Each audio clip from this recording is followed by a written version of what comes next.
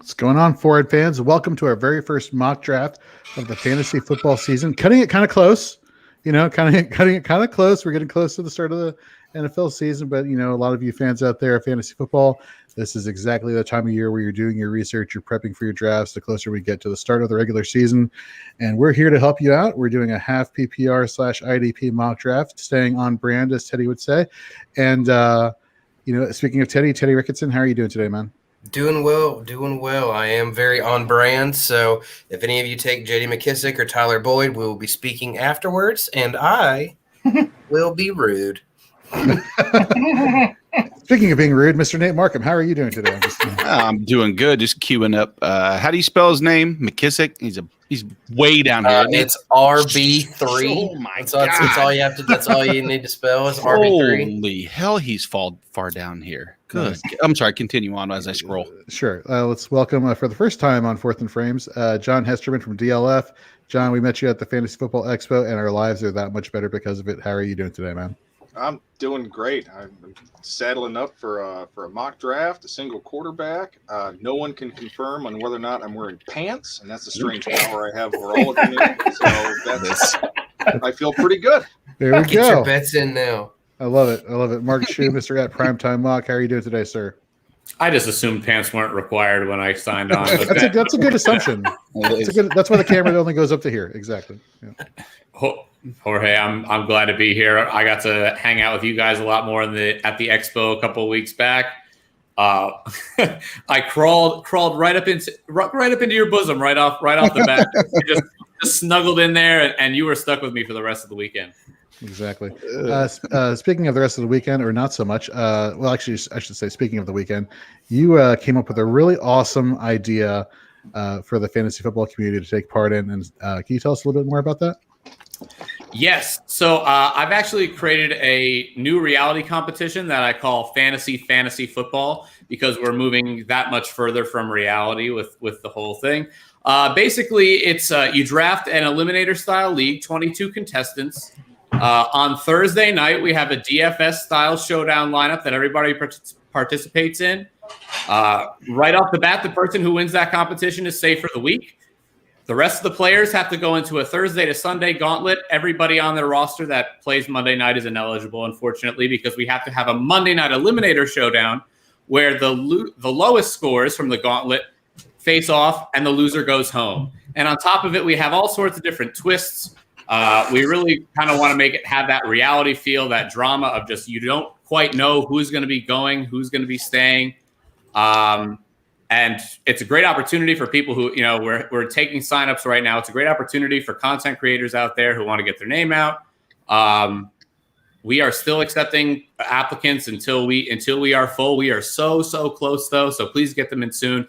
If you see me on my Twitter, Primetime Mock, you can find a pinned tweet right there with all the information, or go to Fantasy FFB Show, and you'll find all the information you need there as well. Very cool. Very cool. And rounding us out is the man, the myth, the legend of IDP. Well, one of the, I shouldn't say legend. That's too strong a word. Yeah, that's way too. I'm sorry, Hollywood. But way too complimentary. Man, yeah. I thought you meant man was too strong of a word to use. Well, that too. He is a titan. Man doesn't do the half of it. IDP Titan, Hollywood Titan. How you doing, man, for IDP Nation Podcast? Doing pretty good, Jorge. I'm just glad that John and Mark's here, because I thought pants were not even a question here. So, No, exactly.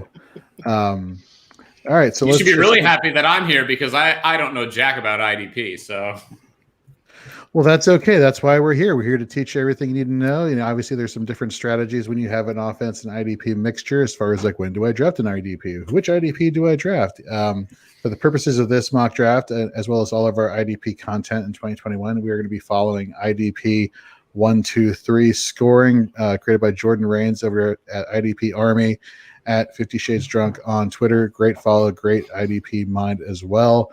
And so with that, we're going to get this show on the road. So let's go from a somewhat decent sized screen of all of us to a smaller one. And at the end of each round, we're going to go to a non-existent one of us, and we're just going to show the draft board, do a little recap. There's no need for us to go one by one per se. Anything that jumps out, we're going to talk about. And we're just going to give you some strategies as far as like how to attack this. And then after we're done drafting, it's about 11 rounds. And so this should be a fairly quick mock. And we're just going to examine everyone's team, give you an idea of where we think you went right, where you went wrong, some suggestions. And, all of us are fair game. And not one of us is perfect. And it's going to be a fun time analyzing everyone's results. And thank you very much for tuning in. And we hope you get something out of it. So let's get this show on the road. I'm going to start the mock draft right now. And we're off. Just so people know, it obviously says 12-team snake there, but just in case you're listening, we are doing an 11-round mock in our roster construction, along with being half-point PPR, even though I am on the clock, is 1 quarterback, 2 running backs, 2 wide receivers, tight end, regular flex, but then a defensive lineman, linebacker, defensive back, and IDP flex to give you an idea of where you should be taking your IDP guys. Mm-hmm. So just as you all see on the screen, Patrick Mahomes was just taken. To the sleeper people out there at Sleeper app, this is a super flex IDP for ADP for IDP leagues. You might want to fix it for just an IDP league only. Just food for thought. Already?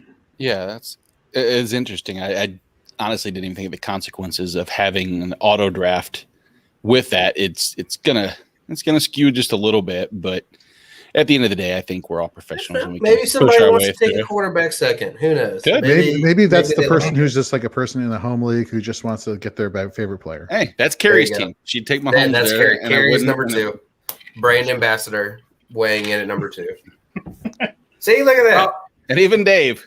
Dave took quarterback. How about that? See, actually, and it shows he's here. Oh yeah, it says he's drafting live, so he may have thought it was a super flex. Ha ha! Got fooled you. All right. So typically in an IDP draft, you would not see these quarterbacks go that early. But then again, who knows? Maybe you're fans of these players. But as most mock drafts, as you've probably seen, running back heavy to start us off. Normally going to Travis Kelsey, one of the most dominant at his position at the tight end position. I don't hate it. No, I don't either. I mean, it's a pretty significant advantage over everybody else at that position. I mean, not super flex, Dave. The Dave. ADP is wrong. The ADP is wrong. There you go.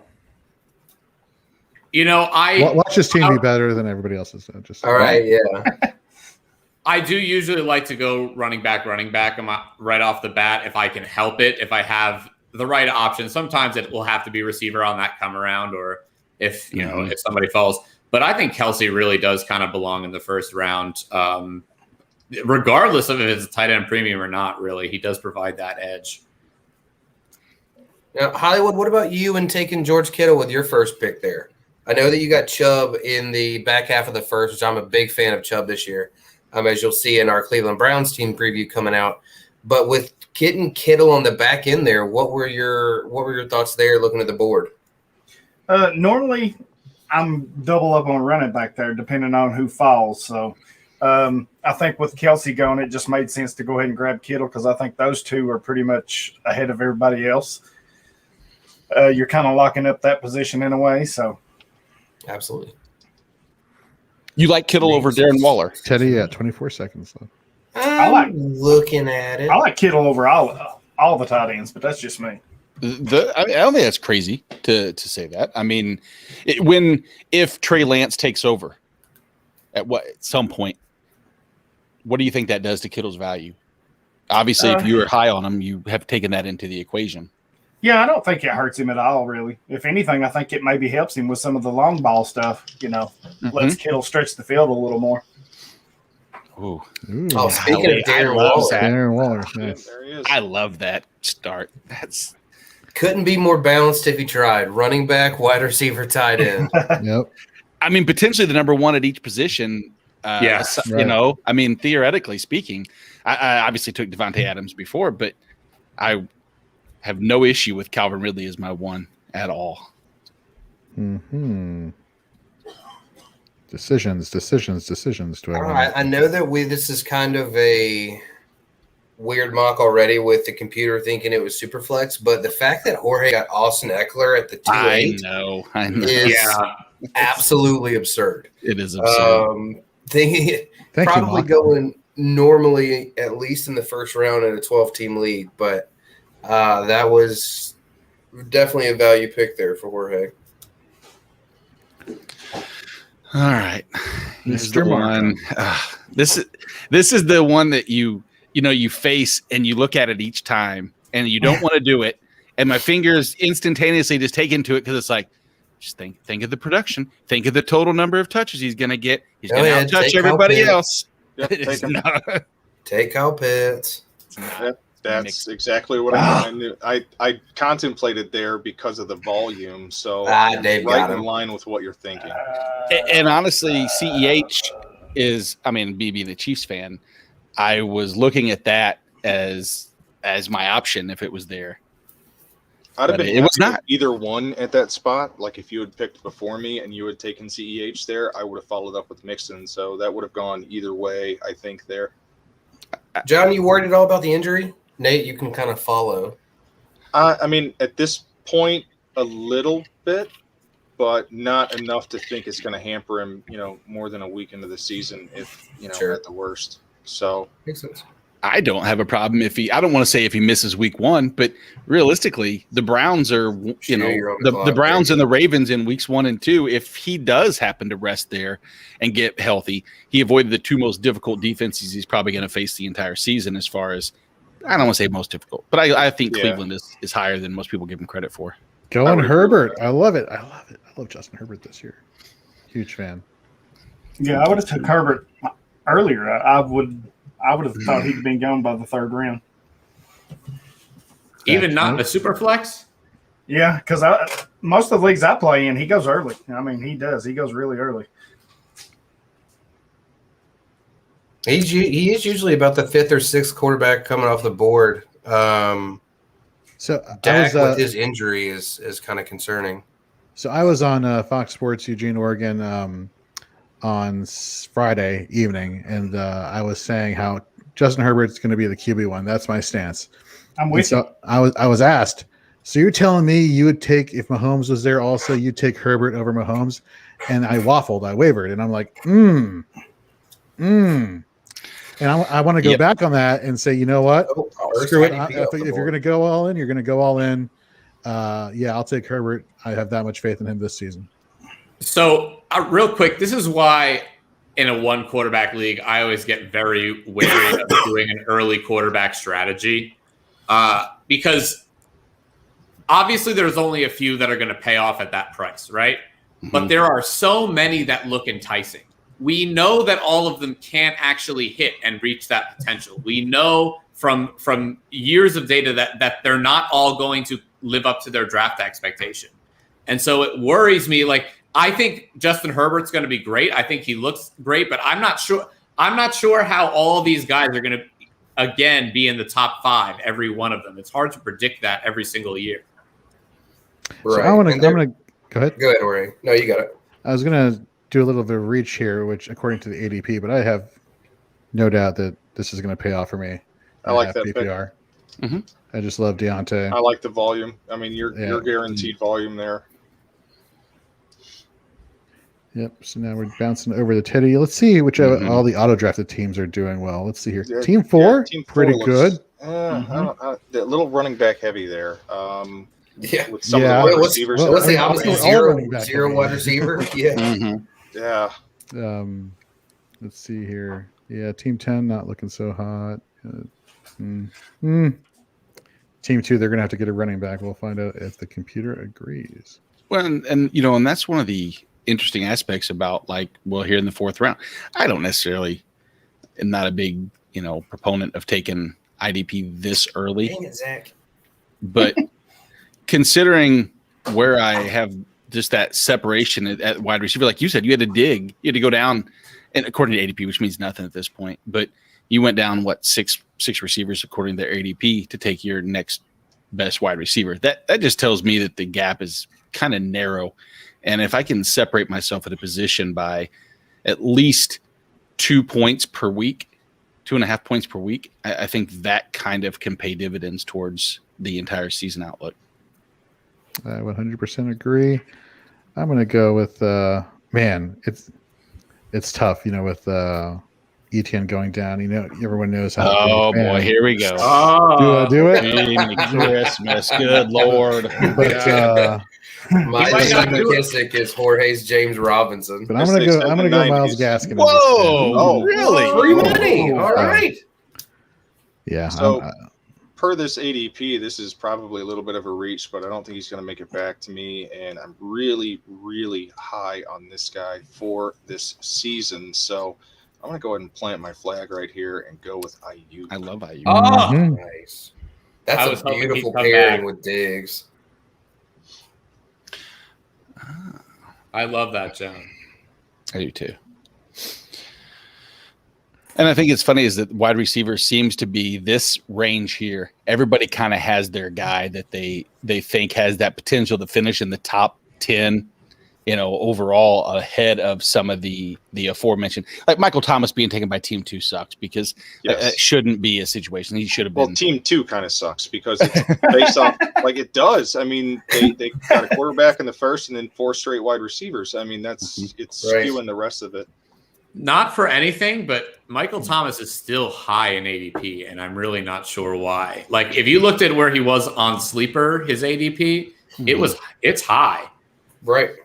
He's currently crashing in Dynasty ADP for startup because, I mean, there's just no reliability there for value after last season, and now what we've got, going on this season as well, and some of the ghosting and the refusing to get the surgery when he should have had it.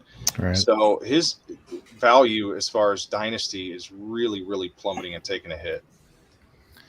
Yeah, I can't say that there's a situation that I would – I mean, there's always a situation. Everybody, Ted DiBiase, right? Everybody's got a price. Nice reference. Thank you very much. Yes, it was. We always find a way to make our podcast about wrestling somehow. All right. Exactly. All right. Hollywood, you went defensive line first. Now, why did you choose to go that route? Because I know there's a lot of proponents out there of the 0 DL strategy, and people like to go linebacker and defensive back. What was your rationale here? Well, you got to have one. So that's a good point. Yeah, that's a good point. Yeah, you got to have one. Linebackers so deep. Yeah, Leonard and White and Roquan and those guys are the lead of the linebacker group, but that group is so deep. I'd rather have the top end at a lesser position and come back and get somebody later at linebacker. Mark, I love those 2 linebackers you just picked up. I mean, you want to talk about if you were going to go. Well, just so we're clear, TJ Watt is DL DL eligible. That's exactly why I did that. That's very smart also. Yeah, it was almost TJ Watt over Tyler Lockett. And then I unfortunately didn't pay attention. Cue the know your rules icon at the bottom if you have any type of graphic eligibility there, Jorge. But know your rules and realize that you told me, and I still thought that we were drafting 2 defensive line, 2 linebacker, 2 DBs. We are not. So lesson learned, or well, not lesson. Technically you could. There is an IDP flex, but stationary one for each one. Right. And at this point, I know who I'm drafting with, and I know that I'm not the best IDP guy in the world. So I'm making sure that at least I'm drafting the guys that I know are going to be good. 17 seconds. May as well get 2 of the best there, Shoe. I'm going to go with my 1. So let me, and this is a mock, and so one of the things that we obviously go into is strategy, and this isn't us really competing for hundreds of dollars, but at this point, I as a drafter, if anybody is not a big drafter or mock drafter, I don't have a quarterback yet. and I look at the board and I see that there's 2 other teams after my pick that don't have quarterbacks. 3 actually.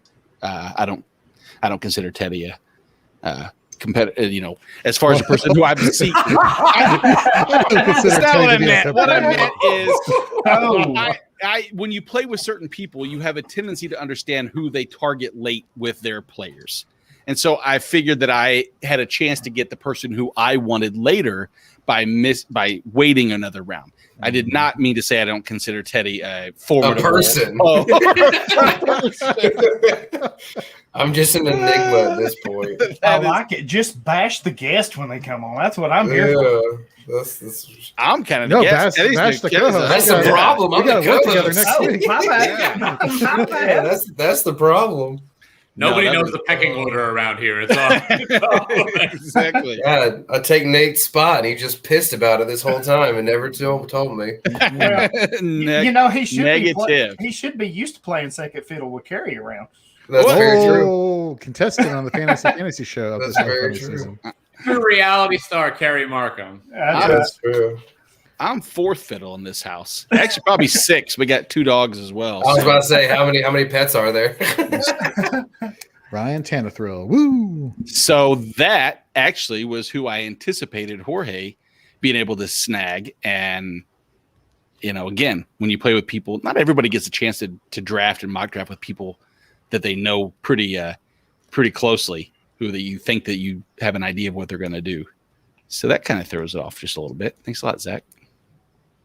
Yeah, Zach's been FF Chalupa Batman on Twitter, one of our writers here at Fantasy and Frames. Check out all of his work at fantasyandframes.com. Shameless plug. Shameless.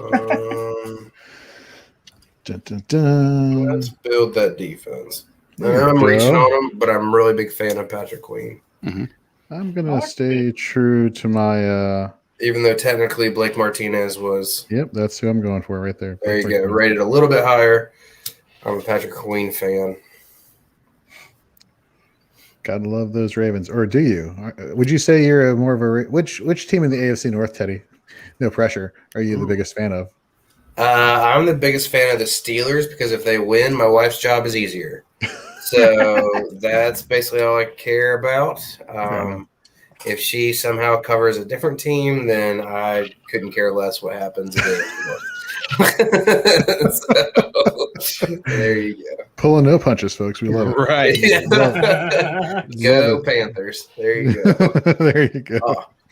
We had 18 fewer yards on this podcast than the Panthers did in the second half of last week's preseason game. So, wow. Good job, everybody. High fives all around. I love that Zach Cunningham pick right there, Hollywood. That is a great high-volume tackler. Yeah, I mean, in the 7th round, considering who was gone, that's a steal for me. So exactly.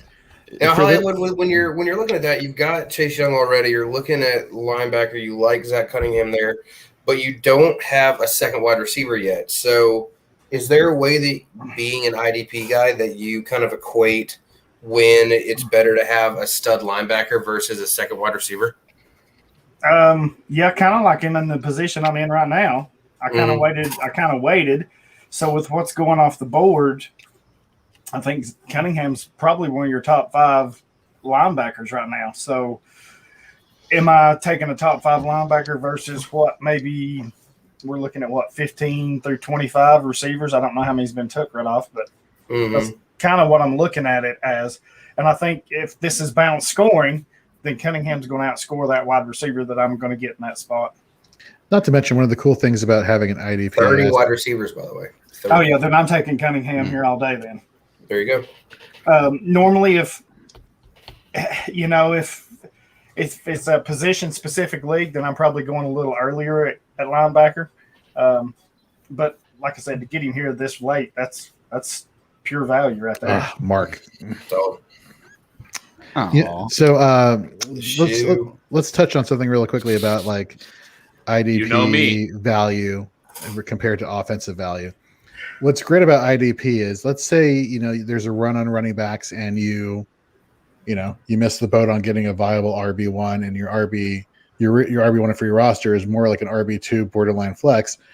Well, at this point, if you have a top linebacker and you're using a scoring setting like IDP 1, 2, 3, that can get you an average of 17 points a game versus a running back that can get you an average of 10, go get the higher points. Go draft the linebacker. Get the players that are going to get you the more point production. I know that's shocking to hear, but I hear that's helpful. But there is. At some point, like I said, I kind of, again, flubbed with the not having two linebacker, but where Darius Leonard and Devin White and TJ Watt are going, if you're tier-based drafting, which I hope most people are at this point, and the next best available running back wide receivers at the top of your tier that you're in, and you know that you're comfortable taking however many you're in that tier, let's say there's 5 people, the fifth one in that grouping, why not get the top of the tier at linebacker or maybe not defensive back? What do you guys think for that are IDP drafters consistently? I've found that it seems like defensive back is kind of the last of the grouping, even though there's position scarcity is there, where you take that top guy. I don't know. I do it the other way. I'd like to go linebacker, defensive back because I can target my strong safeties there, and then go defensive lineman last. Again, it all depends on your scoring setting. So using IDP 1, 2, 3, even a cornerback, which is a subcategory of the defensive back position, which would normally not produce a lot of fantasy point production, still can. And so you have somebody like a Kenny Moore or Marlon Humphrey. Nate, you wrote both those guys. They can provide a great fantasy value. So again, it's all about your scoring settings. We said it earlier. Know your rules. There you go, scrolling at the bottom of the screen right there.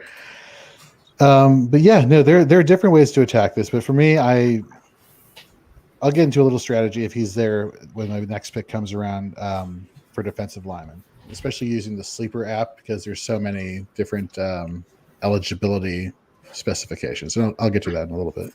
Right. It's all about your scoring. It's all about your format that you're playing on. But defensive linemen or defensive ends are the equivalent of running backs. And your linebackers are basically like wide receivers. That position group is so deep. Like I got Cunningham in the 7th round when there was a lot off the board already. You just got to take your value there is how I play it a lot of times.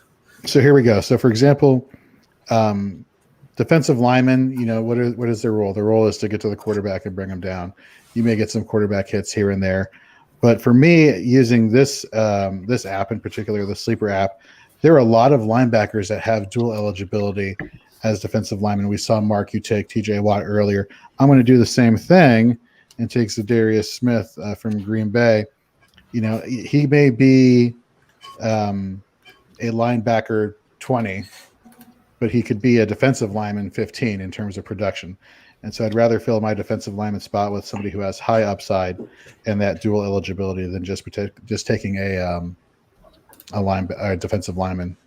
So like in this situation, though, you would also be able to have a bench because with Zadarius Smith potentially missing weeks 1 and, maybe 2 in this type of format, obviously, that you're not stuck with just a starting roster only. Right. Here we go. At the turn, who we got here? I'm taking Jalen Waddle because I love my guy right now. And running back is looking horrible. And then says that with Jay McKissick on the board. I don't have a great running back room right now. I figured that I'd piece together my RB2, although I forgot that it was only 2 wide receivers. I normally would not do that. But I'm going to go ahead and take my defensive back here. Julius Peppers. That's a great one. Mm-hmm. Well, Jabril Peppers, but yeah. Oh, excuse me. Not Julius, but yeah. Peppers, yeah, sorry. We can't approach you for taking Julius Peppers if he does. That does seem awesome. Seems more like me in an IDP league is taking Julius Peppers. I would love to have Julius Peppers. That would be Did awesome. no one want to tell me? Team 10 with Montez. No one want to tell me it's not super flex, guys? We told you earlier. We did announce it to the live stream, so thanks for letting us know you weren't watching. Yeah, if you were on time, then maybe Team 10 with Montez Sweat. That is a really good pick there, defensive. I think he's just upset that the quarterback he Yes, took it is. wasn't Cam Newton. That's I what the know. real travesty is. Well, I was going to take Sonny Michel, the Patriots running back, but not anymore. Well, you got There 30 you seconds go. to take somebody. So who are you going to take? Oh, that's a good question. Damn, I'm on the clock. Indeed. Are Guy who I think is going to start more games than people give him credit for. Really? Yeah. No, not on board the Javante take over the lead No. role. I'm not buying it. Look at Zach Moss, J.K. Dobbins, all those rookies from last year. People were expecting to blow up. Melvin Gordon's still a talent. I know you're not high on him with his 2.8 yards per carry, Jorge, but Why wouldn't I be? Job I done. mean, come on. Talking about knowing who you're drafting with, he just dropped Jorge's stat to the number with Melvin Gordon. Touche, sir. Yeah, he knows. It's almost like he knows me. I know. It's like we have. What am I trying to say? We interact with each other often. All right. I like the Daniil Hunter pick. I know we were just talking about that dual eligibility thing for defensive lineman, but this guy is a producer at the defensive lineman position. Yeah, when you do IDP flex, that's where it's like it's a little challenging not to take another linebacker there, but where the linebackers are left is kind of in that same realm as where Daniil Hunter's being taken, and I just feel like he's primed for anything's rebound when you don't play the previous season. So yeah, he should do much better than he did last year. Why is it going to my bench? I don't understand why it's not going to my defensive lineman spot. Okay, doesn't matter. Fair enough. I think we get the idea. Yeah. Thank you, Team 4, for sniping me with Brian Burns. Really appreciate it. You didn't need him. Your computer. Okay. It's a mock draft. None of us need any of these players. That's true. It still hurts like it's the real thing, okay? It's true. Going back around, we got Zach taking Tremaine Edmonds. I'm a little concerned about Tyrell Adams going there and taking some of that tackle volume away. He had such a great season last year in Houston next to Zach Cunningham. So Good news is he just got released. Who's this now? Tyrell Adams. He did. Did he just get released? This happened today? Oh, wow. Well, never mind. Okay, yay, Tremaine Edmonds. He was part of their cut day yesterday. Mm-hmm. Yes.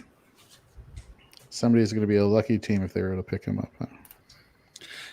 Yeah, Anybody that waves a finger at Tyreek Hill in the Super Bowl can be on my mock draft team. I hate you so much. I hate you so much. Yeah, I was hoping he'd make it back to me.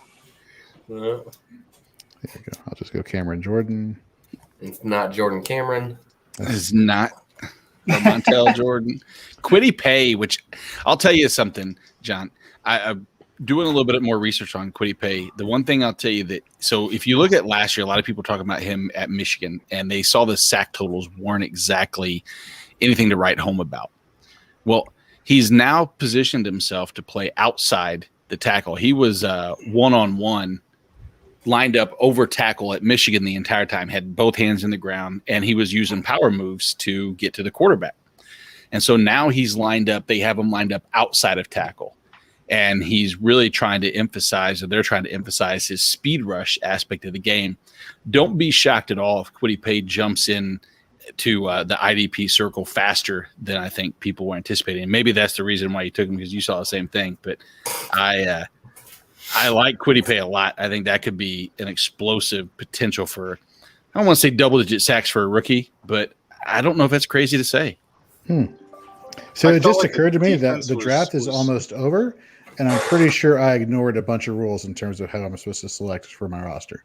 So this was a success. This is good. Not that the draft is almost over. Shu is drafting Mr. Irrelevant right now. Exactly. And boy is he irrelevant. But Right. I'm going with Devin Singletary. Singletary. So, John, you were getting ready to say something about Kwity Paye, though. What? Yeah, I had recently read something on him. Being as close to India as I am, I get plenty of news out of both Bears camp and Colts camp, and I just read something on it stating basically the same thing you did, in that they're repositioning kind of where he's at to let his speed be a factor.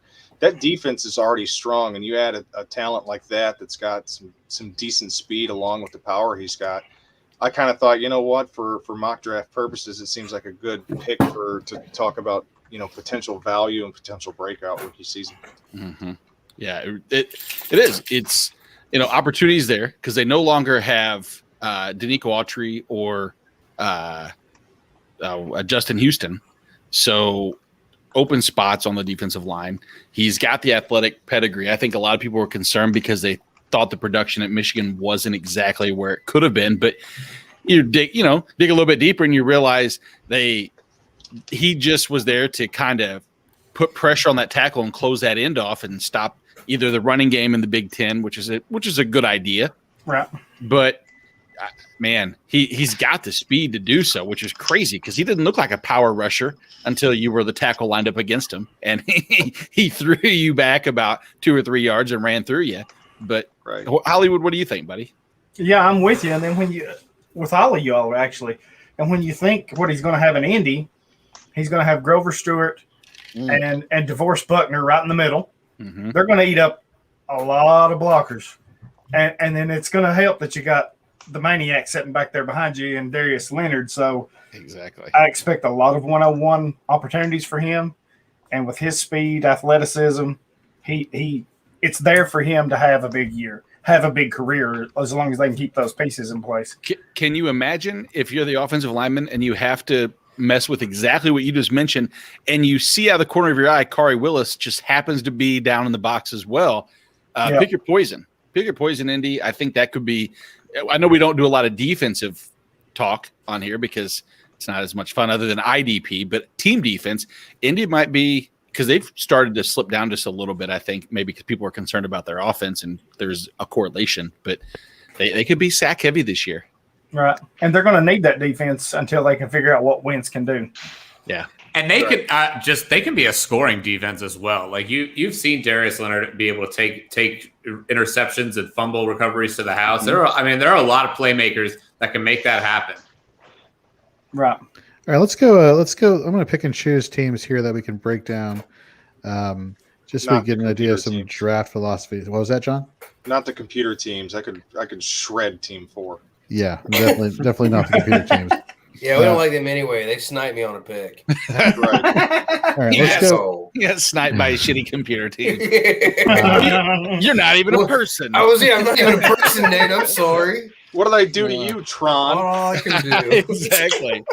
All right, let's start with Zach FF Chalupa Batman going CMC Calvin Ridley Darren Waller. I think Nate, you brought it up earlier. Getting the potential ones at each of these positions is definitely key. Then you go Amari Cooper, Chris Carson, Jerry Jeudy. I like Cooper as the second wide receiver, and Chris Carson I think just doesn't get enough respect each and every year, but he produces. And then going quarterback. So his approach was kind of just let me go offense that I know, which a lot of you who are starting off in your IDP leagues or IDP adventures, that's not uncommon. You go after the players you know, and then you kind of like tackle, no pun intended, the defensive positions afterwards.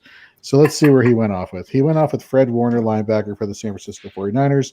Solid pick, solid tackle volume. Next is Derwin James, who in his rookie year was lights out. This guy was a tackling machine. Has had a bad string of bad luck the past couple seasons due to injury. But if he can stay healthy, the tackle volume is there. He's great in coverage. Great pick right there. Tremaine Edmonds in Buffalo, now knowing the Tyrell Adams news, I think is a very viable LB1. And then Chris Jones for Kansas City. Formerly a defensive tackle, but rumor has it he's being moved around to the defensive end position, which this guy was IDP relevant as a defensive tackle, which normally is not the case. And now you have him as a defensive end. This is just crazy, isn't that, Nate? Yeah, he really. I mean, he played off tackle briefly last year.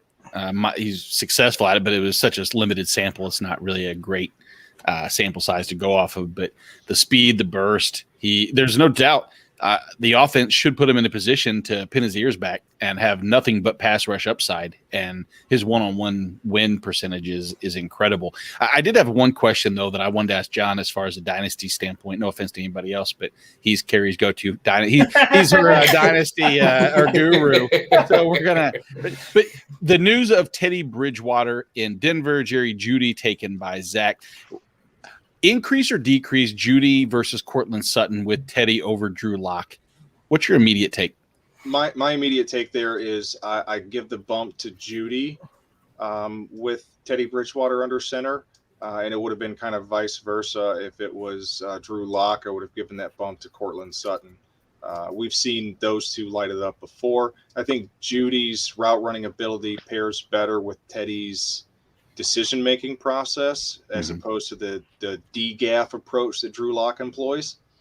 So I think the pairing there, I'm giving Jeudy the bump with Teddy Bridgewater under center. But as I stated on Twitter, I don't think it matters which quarterback they went with. Both are going to be leashed this season, meaning if Teddy comes out and stinks it up for a game, it wouldn't surprise me if they throw a Lock in. I think both quarterbacks are going to be operating on a leash. But the safer quarterback was the one they chose, which was Teddy Bridgewater. Yeah, let's go to Teddy's teams next, and it kind of mirrors Zach's. Hey guys, Teddy, how many years have you played IDP, Teddy? How many years have I played IDP? That would be a whopping 1. Okay, so would you say that you would be very familiar with IDP, or is it one of those things that you're still figuring out?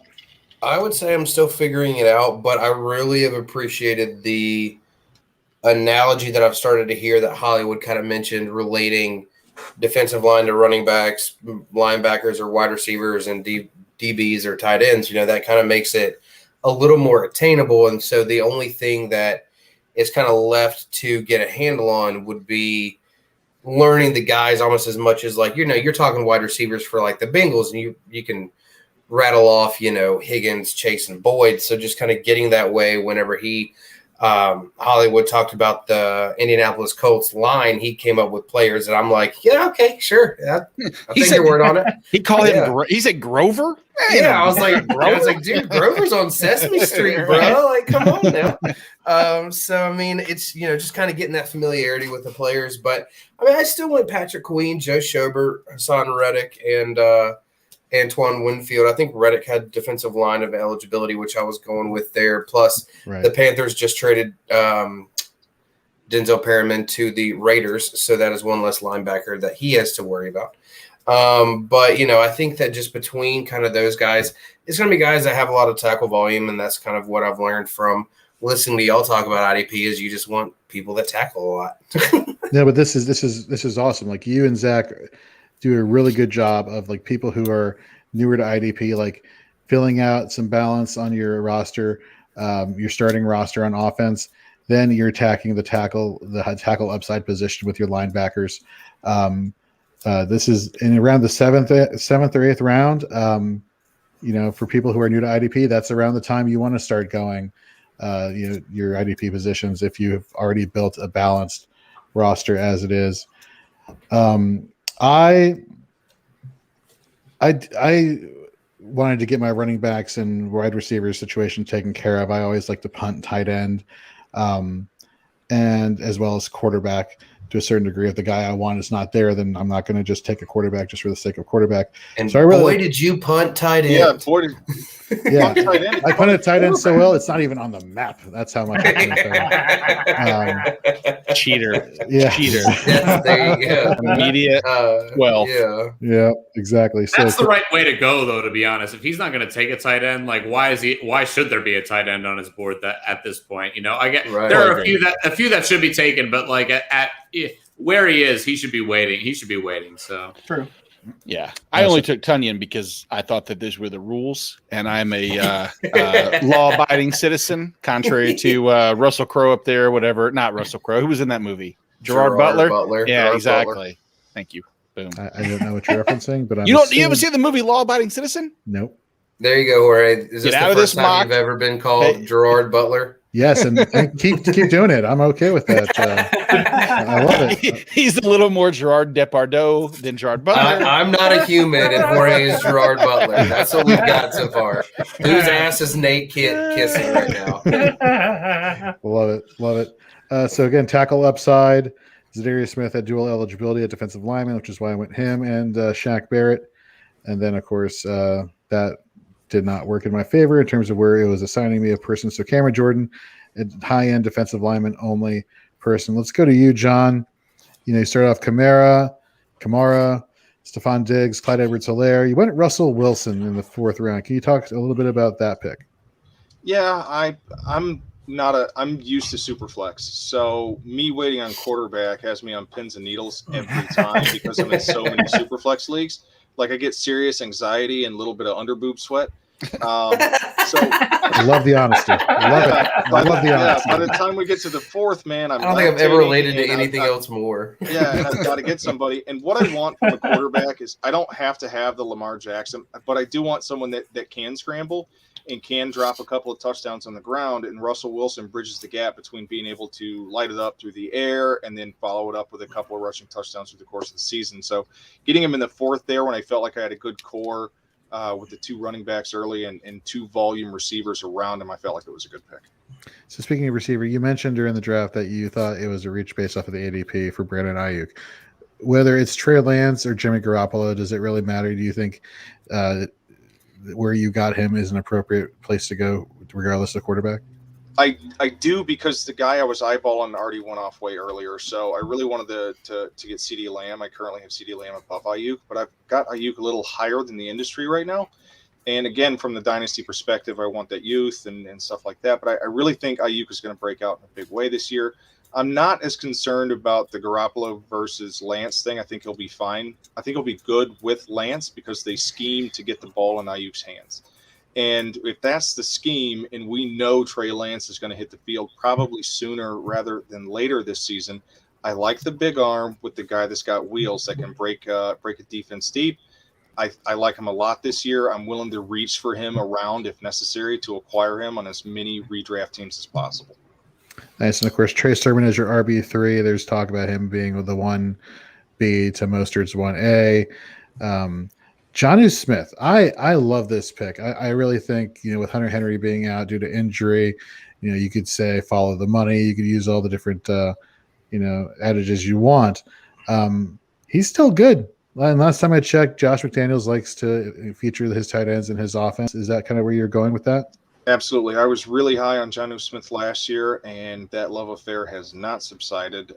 It was tapered a little bit when they brought Hunter Henry into the mix, but then I remember Josh McDaniels, 12 personnel. Not really surprised by the pairing. Jonnu Smith, one of the best things about him is what everybody talks about with Kittle, and that's the yak ability. Mm-hmm. This guy, you get the ball in this. He had a couple rushing touchdowns last year. You get the ball in this guy's hands, and he's going to gain yards one way or the other. And I think that fits with what they want to run with that offense. And I think he's quarterback proof, meaning that either way, I don't care if it's Cam Newton or Mac Jones, he's going to be heavily involved. And I believe that it's within the realm of possibility he leads this team in targets. And I like your strategy here for your IDP. You were able to bounce. I want to make fun of myself on that. So no. But actually, what do you not like about it? Let's start there.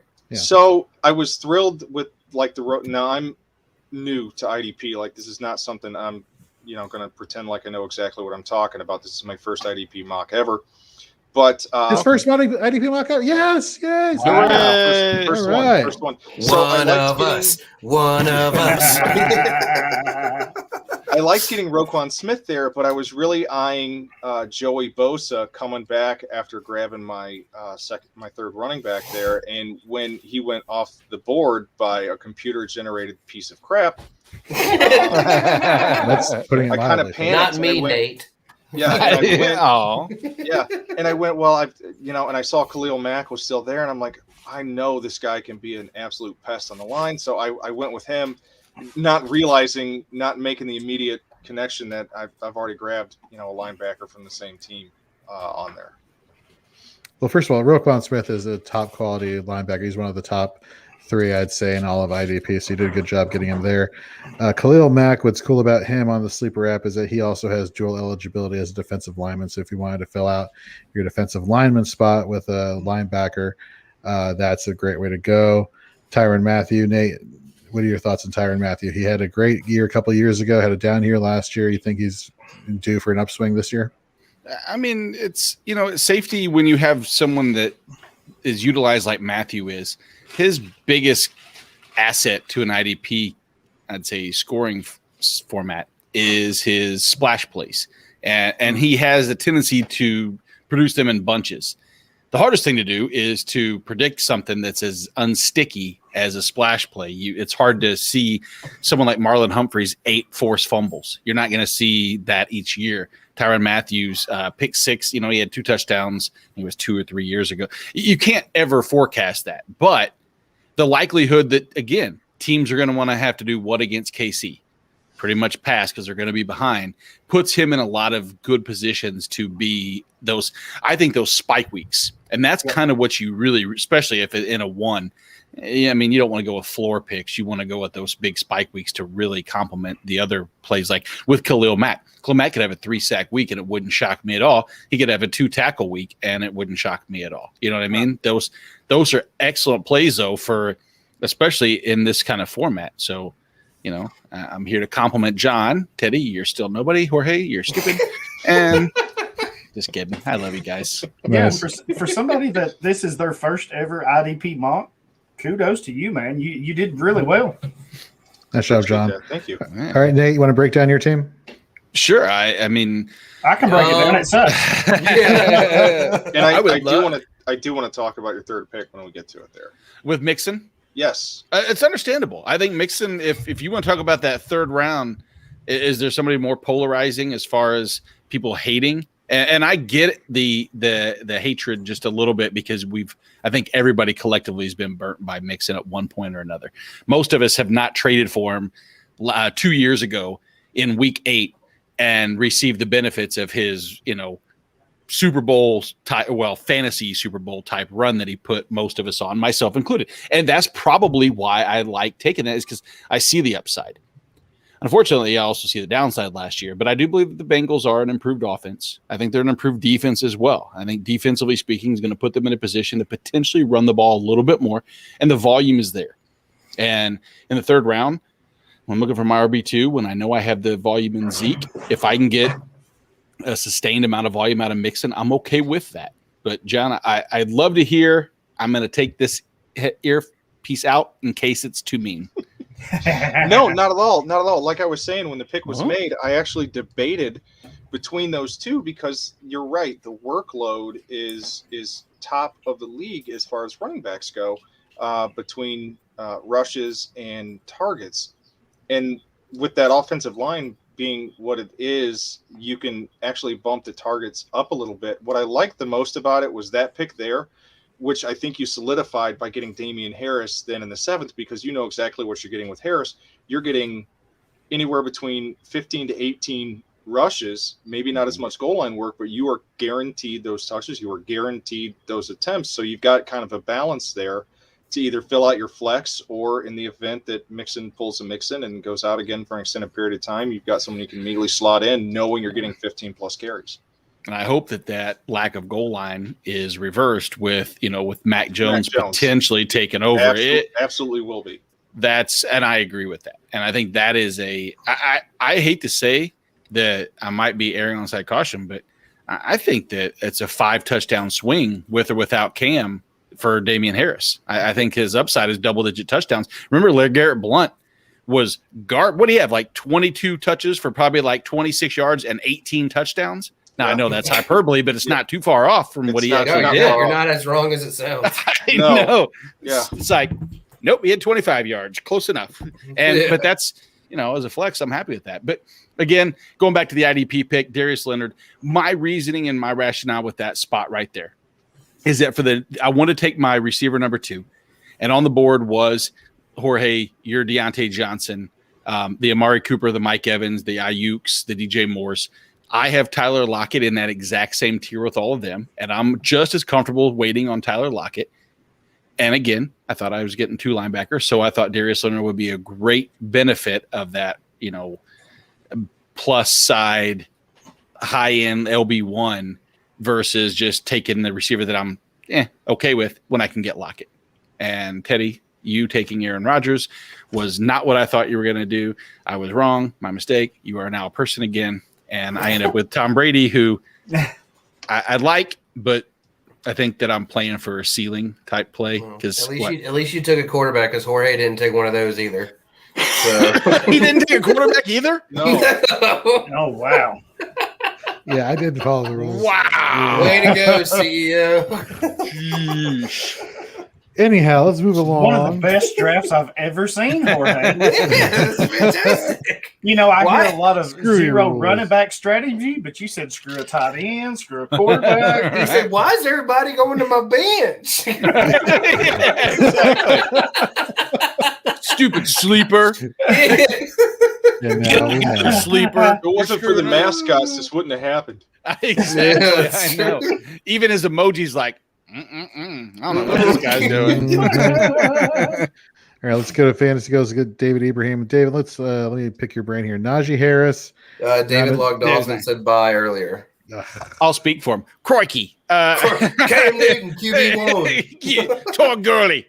He's Gurley. His name's Todd Gurley.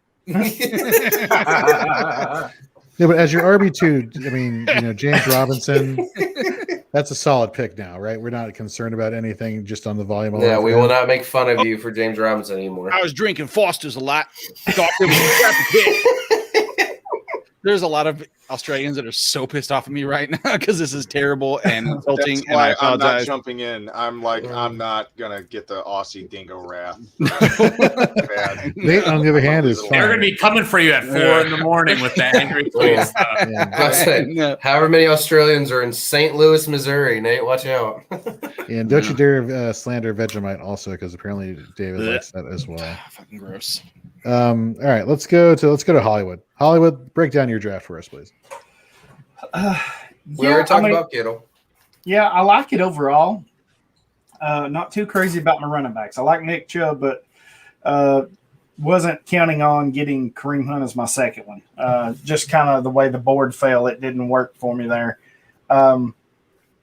We kind of spoke about IDPs. Usually round 5 is my target for first IDP. Now, I will adjust as Nate did. He goes and gets one in the 4th.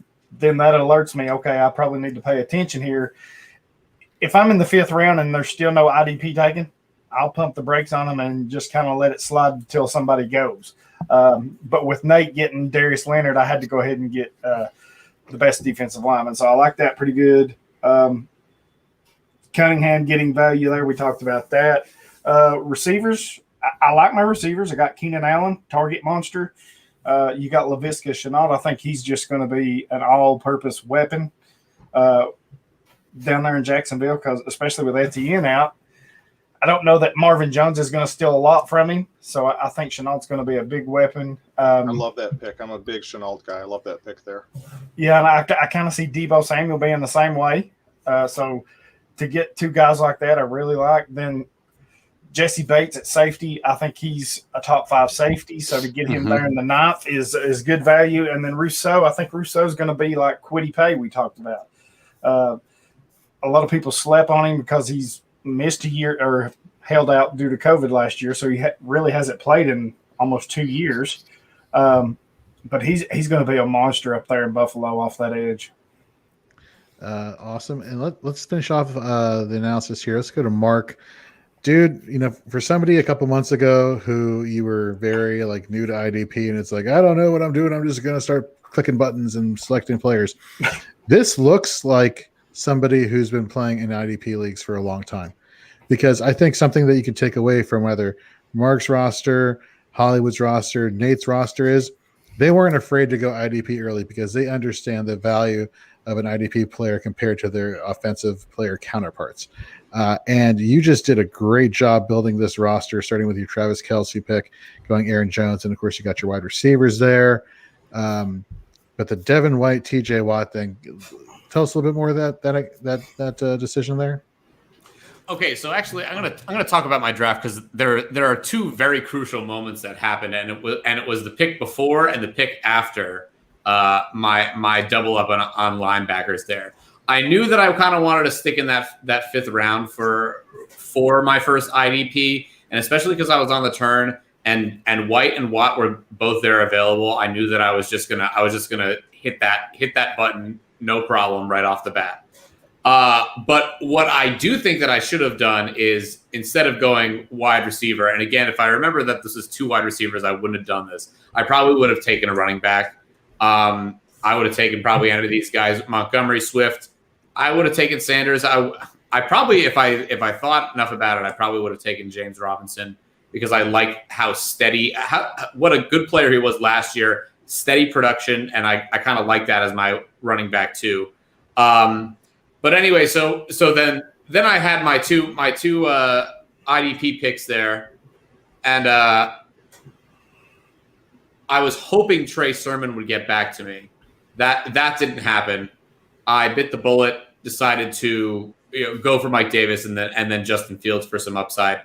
But the reason that I did not go Trey Sermon when I wanted to take IDP, he was like one of my last guys. Damian Harris too, I guess you could consider maybe. But the reason that I didn't go with any of those guys is because, again, like we said, linebackers are much like running backs in an IDP format where their value holds. I thought that if I had those guys to really set up my IDP, and then again, Jabril Peppers also LB eligible.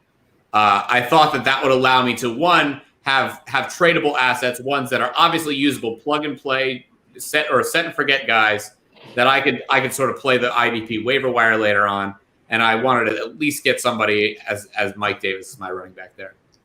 Very nice. Now this as much as a what show that this mock kind of turned into, at least especially for this guy right here, not following the rules, it gives you a great. It's a nice gradient of the level of experience, and I think all these strategies are successful.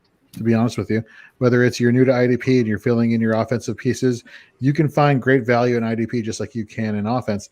In fact, I would make the case that you could probably find more value in IDP than you could in your offense. And so don't be afraid to stick with what you know when it comes to offense and then going and getting some pieces in IDP down the road. On the flip side, for people who are a little bit more experienced, don't be afraid to take your IDP when you get it. Know your scoring settings. Again, we're covering IDP 1, 2, 3 by IDP Army and Jordan Rains. Definitely recommend using them as your default scoring setting. It is the default scoring setting here at Sleeper. You don't be afraid to go get your guys. And at the end of the day, you want production. You want fantasy production. Do you really care where it's coming from? Is if there's a lot of depth at these positions? I don't think so.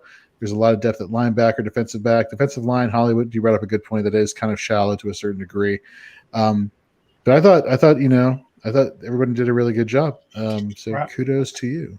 If you really want to show that you're super experienced and flex your muscle, be like Jorge and don't take a quarterback or a tight end, Exactly. Well, see, I think what he's planning on doing there is he's going to make a waiver claim to get Tim Tebow because he thinks he's got eligibility. Oh, I love it. That's awesome. Rule them all. Exactly. So it's going to wrap up our show today. Just a little bit over an hour. Wow, that went faster than I thought it was going to go. We can do a longer one next time. Exactly. More analysis. Yeah, what's that? Less quarterbacks. Yeah, exactly. Yeah. No quarterbacks, just all skill no players. Quarterback, no tight end. What's the opposite of super flex? Subflex. Yeah. Some bench spots maybe next time. All right, it was a dry run through. We figured out what we got to work on. I got to start with following the rules, but that's neither here nor there. That's neither here nor there. The point is, I hope you got some analysis out of this. You enjoyed spending time with us. As we know, we enjoyed spending time with each other. You can check out all of our work. Hollywood, check his work, IDP Nation. Mark, check out all of his shows at Primetime Mock. John over at DLF. Teddy with here at Fantasy and Frames and with Ball Blast. And Nate and I here at Fantasy and Frames to giving you all your fantasy football content, getting you ready for the season. We are like a couple of weeks away, guys. This is pretty exciting. The fact that we're kind of settling down now, we're getting our team situated. I don't know about you, but I'm ready for the regular season to start. Oh, yeah. Definitely ready. I know one thing's for damn sure. I am done with summer. It is like 90, 95 degrees straight days here. My AC can't keep up, so I'm ready for the fall. I'm ready to be outside. 97 in Pittsburgh today. Yep. Yeah. 97 with the feels like 109 here in St. Louis. Yeah, it's about what it was here at 95, and the humidity was out the roof. I was like, screw this. It's in typical, what was it there, Jorge? Like 67 and in here it's 65. Yeah, exactly. No tight end, no quarterback. He's like, what you guys talking about? Jorge's gonna be the I'm having a great time. What are you gonna have to wear sweatpants in his office. Exactly. No, you know what I do is in my my basement where I have my home theater, I have the laundry room right to the next of it, and so when I get cold, I just pop a blanket into the dryer and then come out and like, here you go, here's a nice warm blanket. You know, it's good Lord. Yeah, and do that year round, folks. It's what he does to James Robinson every night. He's like, I love you. It's gonna be okay, James. Warm Jorge, blanket. I love James Robinson too, man. Don't let these guys bully you into not liking James Robinson. I love it. I love it. So that's it for this week. Check back next week. We'll probably do another mock when we're mock to get you ready. And of course, head over to fantasyandframes.com. Check out all of our article content. We have 2 more teams left to cover, both on offense and defense, the Browns and the Bengals. And then you will have all 64 team previews at fantasyandframes.com, 32 on offense, 32 on defense, specifically speaking of IDP. Our rankings are up. We're updating them practically daily for redraft. So head over there. And get ready for our weekly content. We're excited. We got a bunch of new writers coming on. Tyler Heil, brand new writer we just brought on the other day, is going to be doing our waiver wire on offense articles during the week, just assembling a really good new team.